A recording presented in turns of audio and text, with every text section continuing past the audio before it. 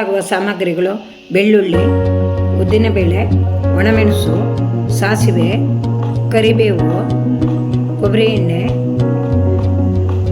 ತೆಂಗಿನ ತುರಿ, ಹಸಿಮೆಣಸು, 3 ಒಣಮೆಣಸು, ಉದ್ದಿನಬೇಳೆ, ಉಪ್ಪು, ರುಚಿಗೆ ತಕ್ಕಷ್ಟು ಉಪ್ಪು, ಪಾಲಕ್ ಸೊಪ್ಪು, ಹುಣಸೆ ರಸ. ಈಗ ಬಾಣಲಿ ಒಲೆ ಮೇಲೆ ಇಟ್ಟುಕೊಳ್ಳೋಣ. ಇದಕ್ಕೆ 2 ಸ್ಪೂನಷ್ಟು ಕೊಬ್ಬರಿ ಎಣ್ಣೆ ಹಚ್ತಾ ಇದ್ದಾನೆ. ಇದು ಸ್ವಲ್ಪ ಬಿಸಿ ಆಗಲಿ, ಎಣ್ಣೆ ಬಿಸಿ ಆಗಲಿ. ಈಗ ಉದ್ದಿನ ಬೇಳೆ ಹಾಕೋಣ. ಉದ್ದಿನ ಬೇಳೆ ಹಾಕೊಳ್ಳೋಣ. ಉದ್ದಿನ ಬೇಳೆ ಸ್ವಲ್ಪ ಬಿಸಿ ಆಗಲಿ. ಹಸಿಮೆಣಸನ್ನು ಪೀಸ್ ಮಾಡಿ ಹಾಕೊಳ್ಳೋಣ.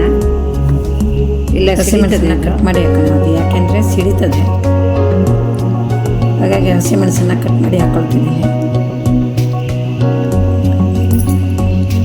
ನಾನು ಖಾರಕ್ಕಾಗಿ 15 ಹಸಿಮೆಣಸನ್ನು ಹಾಕಿದ್ದೀನಿ, 3 ಒಣಮೆಣಸು ಹಾಕಿದ್ದೀನಿ. ನಿಮಗೆ ಬೇಕಾದರೆ ಕಡಿಮೆನೂ ಹಾಕ್ಕೊಳ್ಬೋದು.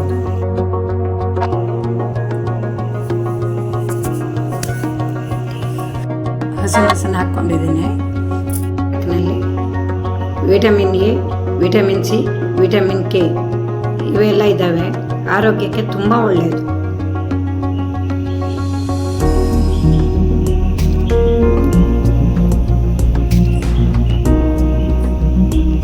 ಗ್ಯಾಸ್ ಫ್ಲೇಮನ್ನು ಕಡಿಮೆ ಇಟ್ಕೊಂಡಿದ್ದೀನಿ. ಉದ್ದಿನ ಬೇಳೆ ಕೆಂಪಗಾಗೋ ತನಕ ಹುರಿಯೋಣ.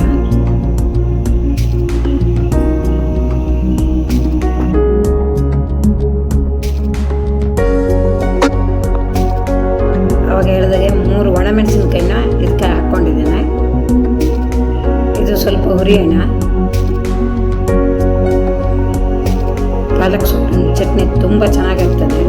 ಇದರಲ್ಲಿ 3-4 ವೆರೈಟಿ ಮಾಡ್ಬೋದು.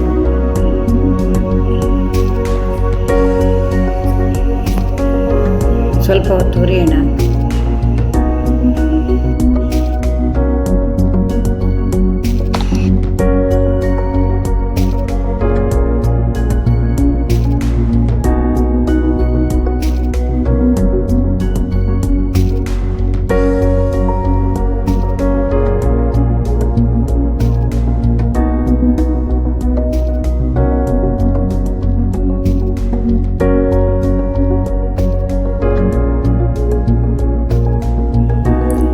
ಹಾಕೋಣ.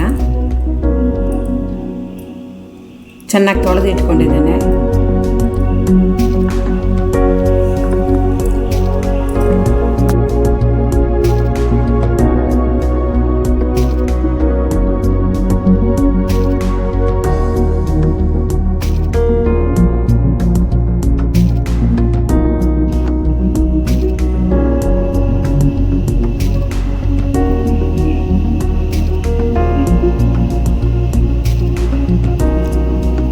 ಇದು ಕುಗ್ಗುತ್ತೆ, ತುಂಬ ಇದ್ದಿದ್ದು ಕುಗ್ಗಿ ಹೋಗುತ್ತೆ.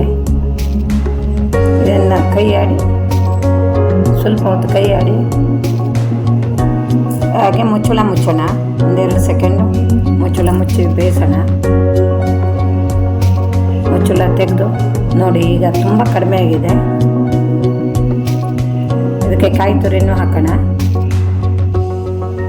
ಕಾಯಿ ತುರಿ ಹಾಕಿ 1-2 ನಿಮಿಷ ಹುರಿಯೋಣ.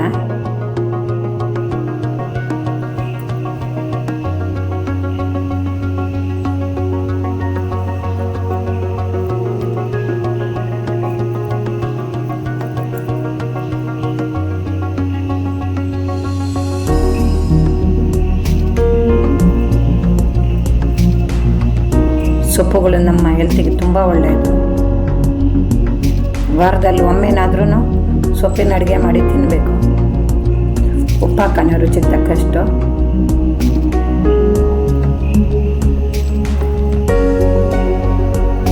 ಹುರಿಯೋಣ. ಗ್ಯಾಸ್ ಆಫ್ ಮಾಡೋಣ. ಇದು ಆರ್ಲಿಕ್ಕೆ ಬಿಡೋಣ ಒಂದು ಸ್ವಲ್ಪ ಹೊತ್ತು. ಬೇರೆ ತಟ್ಟೆಗೆ ಶಿಫ್ಟ್ ಮಾಡಿದ್ದೇನೆ.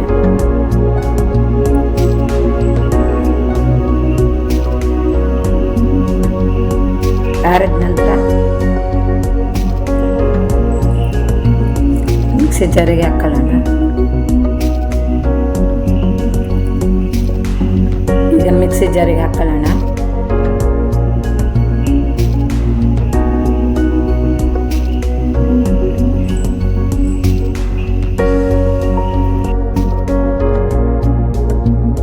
ಹಸಿ ರಸ ಹಾಕೋಣ.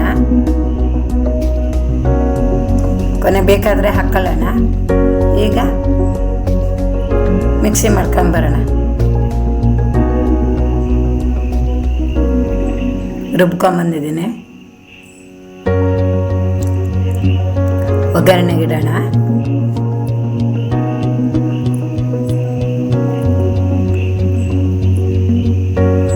ಒಂದು 5 ಚಮಚ ಕೊಬ್ಬರಿ ಎಣ್ಣೆ ಹಾಕ್ತಾ ಇದ್ದೀನಿ. ಈಗ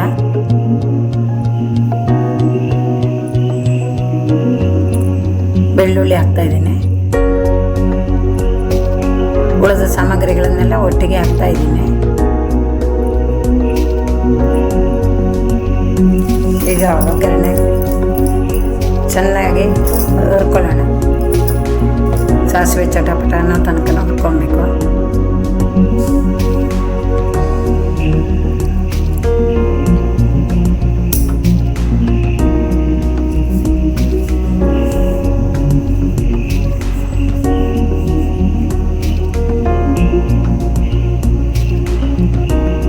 ಫ್ಲೇಮನ್ನು ಕಡಿಮೆಯಲ್ಲೇ ಇಟ್ಕೊಂಡಿರೋಣ.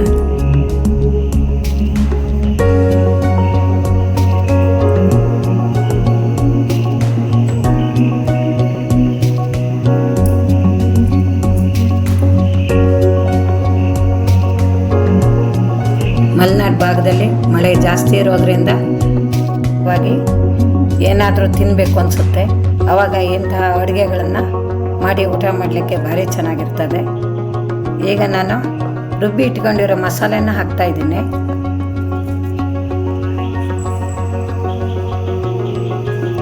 ಪಾಲಕ್ ಚಟ್ನಿಯನ್ನು ಹಾಕ್ತಾ ಇದ್ದೀನಿ. ಇದಕ್ಕೆ ನೀರು ಹಾಕೋದು ಬೇಡ.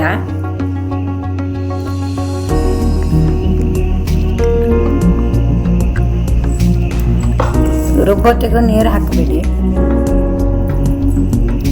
ಇದು 2ರಿಂದ 3 ದಿನನೂ ಇಟ್ಕೊಂಡು ತಿನ್ಲಿಕ್ಕೆ ಬರ್ತದೆ.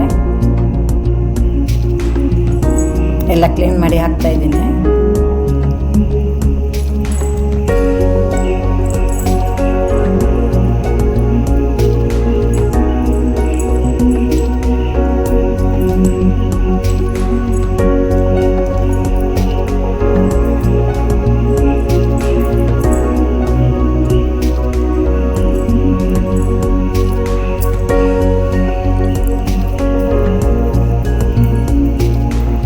ತುಂಬ ಚೆನ್ನಾಗಿ ಘಮ ಬರ್ತಾ ಇದೆ.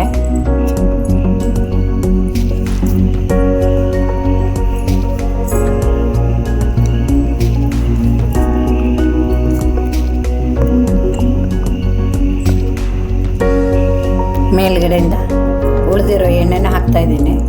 ಇದು ಮೇಲೆ ಹಸಿ ಕೊಬ್ಬರಿ ಎಣ್ಣೆಯು ಪರಿಮಳ ಬರ್ತಾ ಇರ್ತದೆ. ಹಾಗಾಗಿ ಇದನ್ನು ಹಾಕ್ತಾ ಇದ್ದೀನಿ.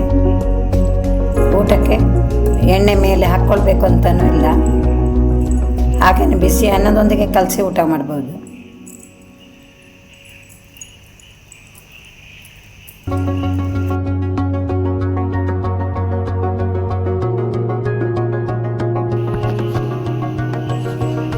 ಇದು ತುಂಬ ಚೆನ್ನಾಗಿರ್ತದೆ. ನೀವು ಒಮ್ಮೆ ಟ್ರೈ ಮಾಡಿ ನೋಡಿ. ಖಾರವಾಗಿ ಬಾಯಿಗೆ ರುಚಿಯಾಗಿ ಸಿಗ್ತದೆ. ಬೆಳಗಿನ ತಿಂಡಿ ಜೊತೆಲಿ, ಮಧ್ಯಾಹ್ನದ ಊಟದ ಜೊತೆಲಿ ಎಲ್ಲದಕ್ಕೂ ಚೆನ್ನಾಗಾಗ್ತದೆ. ಒಮ್ಮೆ ಟ್ರೈ ಮಾಡಿ ನೋಡಿ. ಎಣ್ಣೆ ಬಿಡುವ ತನಕನೂ ಕೂಡ ಇದನ್ನು ಹುರಿಬೇಕು. ಹೀಗೆ ಕೈ ಆಡ್ತಾ ಇರಿ.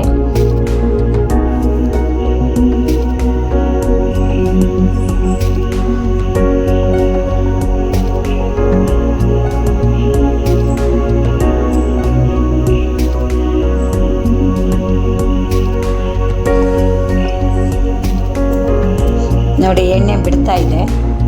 ಇಷ್ಟಾಗೋ ತನಕನೂ ಕೂಡ ನಾವು ಅದನ್ನು ಕೈ ಆಡ್ತಾ ಇರಬೇಕು.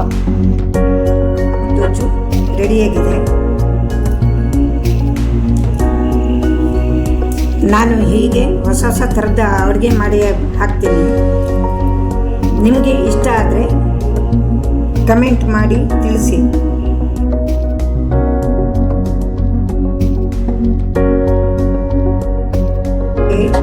ನನ್ನ ಚಾನಲ್ಗೆ ಲೈಕ್ ಮಾಡಿ, ಶೇರ್ ಮಾಡಿ, ಸಬ್ಸ್ಕ್ರೈಬ್ ಮಾಡಿ.